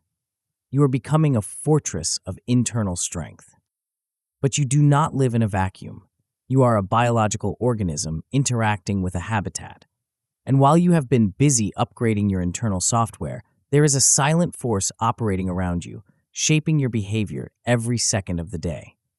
It is pushing you toward mediocrity or pulling you toward genius, and until now, you have probably been ignoring it. It is time to open your eyes to the architecture of your life. Chapter 8: Invisible Environments. You wake up with the best intentions. You have your plan, your coffee, and a surge of motivation to finally tackle that massive project. You sit down at your desk, but first, you have to move a stack of unpaid bills to make room for your laptop. Then your phone buzzes. Just a quick text, but you check Instagram while you're there. 20 minutes, vanish.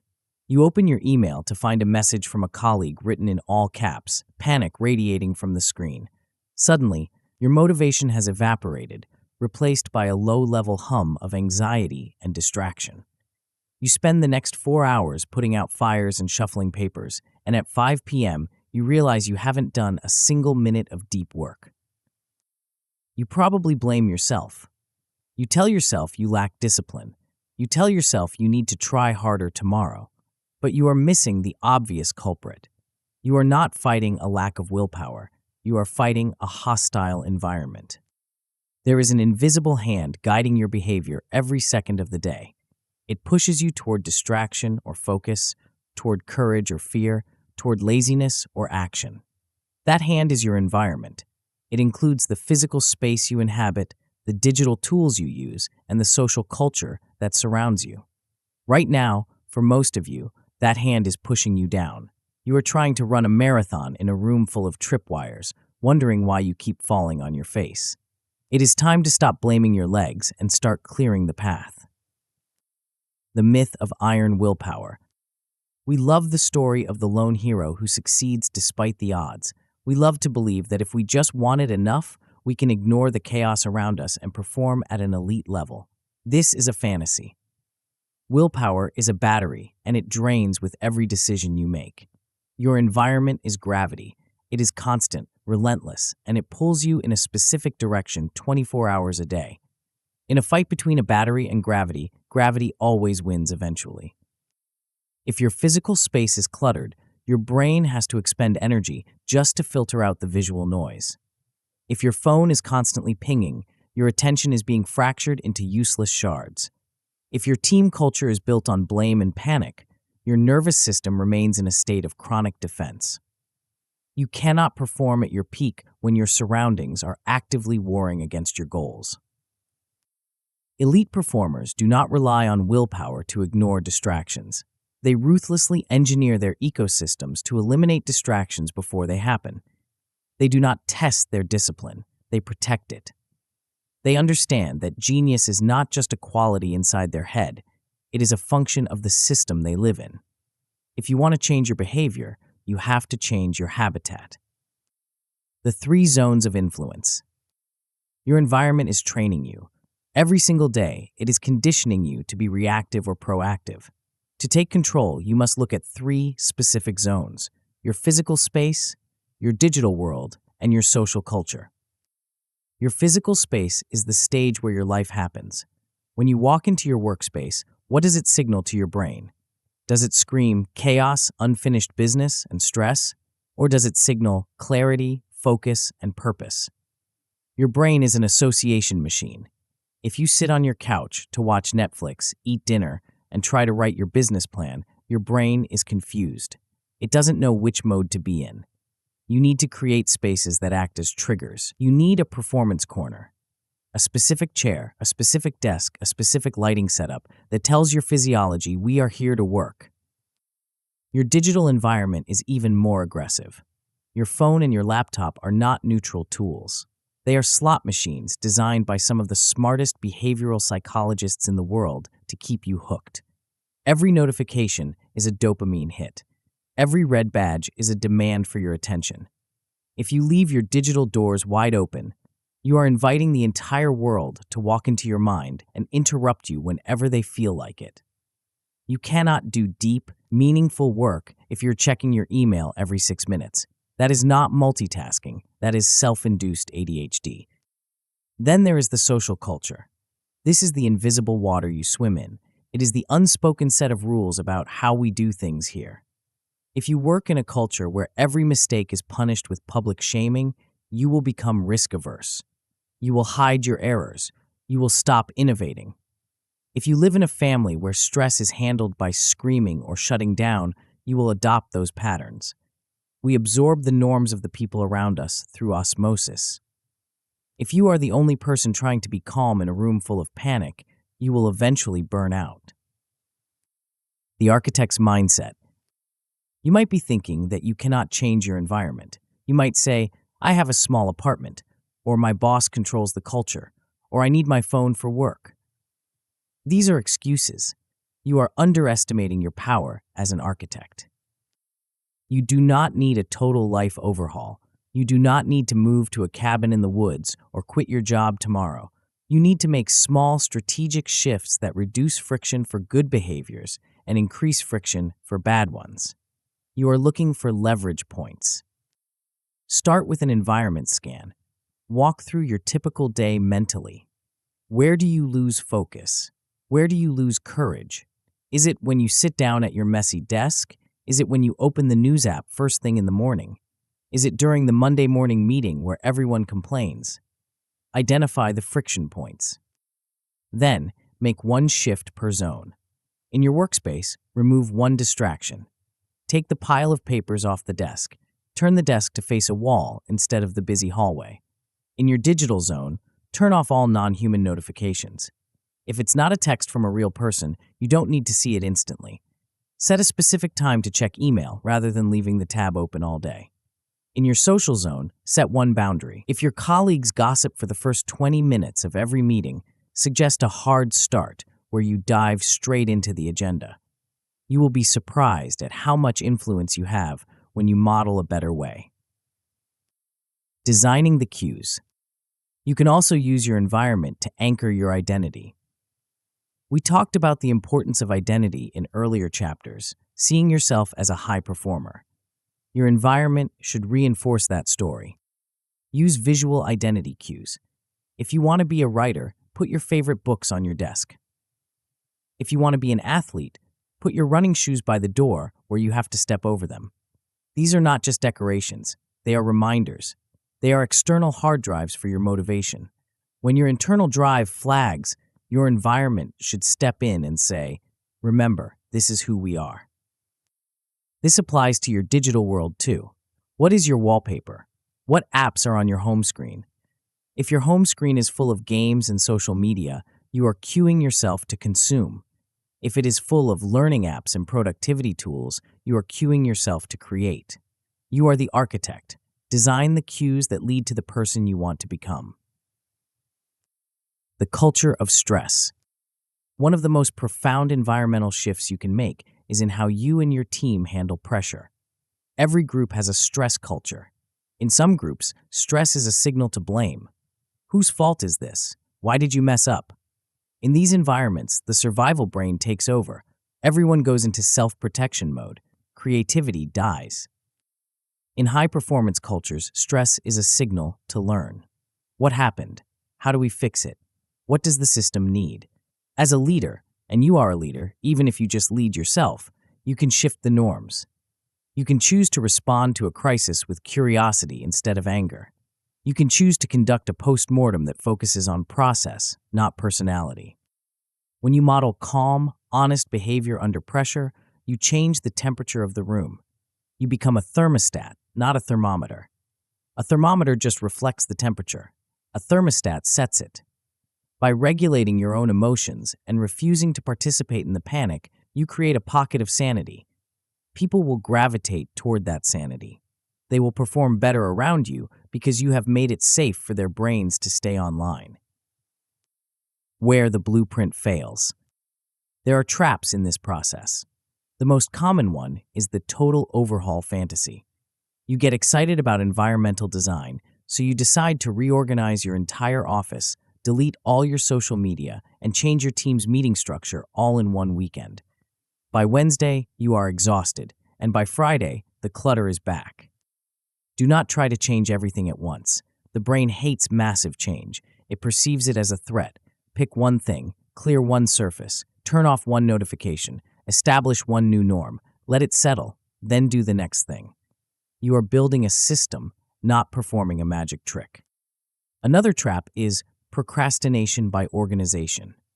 You spend hours color-coding your calendar and arranging your pens, telling yourself you are optimizing your environment when really you are just avoiding the actual work. Environmental design is a means to an end, not the end itself. If you are spending more time tweaking your setup than doing your job, you have lost the plot. Set a timer for your environmental tweaks, and then get to work. Finally, do not fall into the victim trap of waiting for others to change first. I can't be focused because my office is open plan. I can't be positive because my partner is negative. This is an abdication of power. You control your headphones. You control your reaction. You control the boundaries you set. Focus on the ecosystem you control, however small it is. Expand from there. The compound effect of order. When you get this right, the results compound. You stop fighting your day. You sit down, and the environment nudges you into flow. You open your phone, and it serves you instead of distracting you. You walk into a meeting, and the norms support honesty instead of fear. You start to feel supported by your life. The friction drops. High performance stops feeling like a heroic act of willpower and starts feeling like the natural consequence of how you have set up your world. You are no longer swimming upstream. You have built a boat that moves with the current. This is the final piece of the structural puzzle. You have mastered your internal wiring. You have cleared the emotional debris. You have silenced the critic and faced the crowd. And now, you have built a physical and social world that holds you to your highest standard. You have all the components. You understand the theory. You have the tools. But a pile of parts is not a car, and a list of strategies is not a life. There is one final step remaining. It is the step where we take all these separate insights and fuse them into something permanent. It is the step where you stop working on yourself and simply become the person you have been building. It is time to unleash the genius. Chapter 9, Genius Unleashed. You have reached the point where most people fail. You have read the concepts, you have nodded your head at the theories, and you have likely felt a few moments of genuine recognition where you saw your own life reflected on the page. It feels good. It feels like progress. But do not mistake intellectual understanding for transformation. Reading a book about fitness does not make you strong, and reading a book about high performance does not make you a genius. It just makes you educated about why you are currently stuck. The danger of a book like this is that it can become another hiding place. You can use the analysis of your survival wiring or your hidden scripts as a new, sophisticated way to procrastinate. You can spend the next year drawing maps of your trauma and labeling your triggers without ever actually stepping into the arena. That stops now. This chapter is not about information. It is about integration. It is about taking the system we have dismantled piece by piece and putting it back together into a machine that drives you forward instead of holding you back. We are done looking backward. We are done analyzing the blocks. Now we turn our eyes to the horizon. It is time to look at who you are going to become when you stop fighting your own operating system. The architecture of your freedom. Think back to where we started. You likely opened this book believing you were lazy or undisciplined or perhaps just unlucky. You were fighting a ghost. You were swinging at symptoms, procrastination, anxiety, avoidance, without ever making contact with the cause. Now, the lights are on. You have seen the machinery. You know that your laziness is actually a freeze response from an ancient survival system that misreads modern risks as lethal threats. You know that your bad luck is often the result of hidden scripts, invisible rules about money, safety, and belonging that you inherited from your past and never updated. You have looked FOPO in the eye and realized that your fear of judgment is just a biological error, a tribal alarm bell ringing in a safe room. You have learned that your fragility is not a character defect, but a math error where you fused your worth to your results. You have discovered the emotional backlog clogging your pipes and the inner critic bullying your courage. You have seen how your environment has been quietly training you to fail. You are no longer fighting ghosts, you are fighting mechanics. And because you can see the mechanism, you can change it. You possess the codes to your own mind. The invisible walls that have kept you in a comfort cage for years are still there, but they are no longer solid. They are made of thoughts, habits, and old wiring, and you now have the sledgehammer. The end of confusion. The immediate power you have right now is the death of confusion. Before this, when you froze before a big presentation, you spiraled into what is wrong with me. Now you simply note, my survival brain has hijacked the cockpit. My danger line is too close. When you feel the urge to sabotage a relationship, you don't think you are broken. You think, this is an old script about intimacy running its course. I can choose to rewrite it. This clarity is the foundation of high performance. You cannot fix a machine if you don't know how it works. Now that you have the schematic, you have options. You are no longer a passenger in your own life, reacting blindly to chemical surges and subconscious rules. You are the pilot. You might still feel the turbulence, the fear, the doubt, the heat, but you know how to fly the plane through it. You have a playbook for the hard moments. You know that when the pressure spikes, you don't white-knuckle it. You regulate. You breathe. You name the emotion. You separate the signal from the story. You know that when the inner critic starts screaming, you don't argue with it. You switch to the coach channel. You check the evidence. You reframe the narrative. You have moved from being a victim of your psychology to being a user of it. The ripple effect. As you begin to apply these tools, the first thing that will change is your work. But the second, and perhaps more profound change, will be in your relationships. When you are running on survival wiring, you are reactive. You use the people around you as screens onto which you project your backlog. You snap at your partner because you are full of unprocessed work stress. You avoid difficult conversations with your team because your danger line for conflict is too low.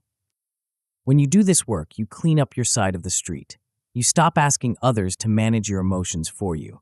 You notice your own spikes before they explode. You can say, I am feeling defensive right now because of an old script. Give me a minute, instead of starting a fight. Your boundaries become cleaner. Because you have separated your worth from your need to please, you can say no with respect rather than resentment. You stop making unspoken deals where you trade compliance for approval. People start to trust you more deeply because they sense your stability. They see you handling stress without collapsing. They see you owning your mistakes without shame. You become a stabilizing force in a chaotic world, and that makes you a natural leader, whether you have the title or not. Stepping into the arena. With your internal resistance lowered, your external output is going to explode. You will start and finish the high-stakes projects that have been gathering dust in your mind for years. You will move from idea to visible action because you now know how to handle the FOPO that used to stop you. You will publish the book, launch the product, or make the pitch, not because you are fearless, but because you are fear competent. You will volunteer for the bigger arenas. You will put your hand up for the role that scares you. You will step onto the stage. You will do this because you trust your toolkit. You know that if you panic, you have a protocol to bring yourself back online. You know that if you fail, your worth is safe. This safety allows you to play full out. You stop playing not to lose, and you start playing to win. Under pressure, while others are losing their heads, you will find a strange, quiet calm. It is not that you don't care, it is that you are not fighting yourself. All your energy is available for the problem in front of you. You become the person who can think clearly when the building is on fire. The compound interest of courage. Here is the best news I can give you. It gets easier. Right now, using these tools requires conscious, heavy effort. You have to remind yourself to breathe. You have to force yourself to rewrite the script. You have to drag yourself to the edge of the comfort zone. But the brain is plastic. It changes based on what you do. Every time you survive a moment of discomfort without bailing, your nervous system learns. It updates the danger line. It says, oh, we did that and we didn't die. Okay, move the line out. Situations that used to spike your heart rate to 150 will soon only spike it to 100. Eventually, they won't spike it at all. The supportive self-talk that feels forced today will become your automatic internal monologue next year. The environment you are struggling to design will eventually just be how you live. High performance is not about sustaining heroic effort for 50 years. It is about using effort now to build a system that makes excellence the path of least resistance later. You are front-loading the pain so you can harvest the freedom. The 24-hour protocol. So where do you begin? You do not begin by trying to change your entire life tomorrow morning. That is a trap. You begin with a sniper's focus. Choose one arena. Look at your life and pick the single area where your genius is most trapped. Is it your career, your creativity, your finances, your relationships? Don't try to fix them all. Pick one. Now, identify the dominant block in that arena. In that specific area, what is stopping you? Is it the fear of eyes keeping you off social media? Is it a hidden script about money keeping you underpaid? Is it the emotional backlog making you avoid your spouse? Name it. Write one clear sentence. I am blocked in my career by a fear of judgment. Now design one 24-hour action. This is not a plan to do something next month. This is something you will do before the sun sets tomorrow. It must be a small, concrete action that directly violates the old rule. If you are afraid of visibility, post one imperfect video. If you are afraid of rejection, send one cold email. If you are afraid of conflict, have one honest conversation.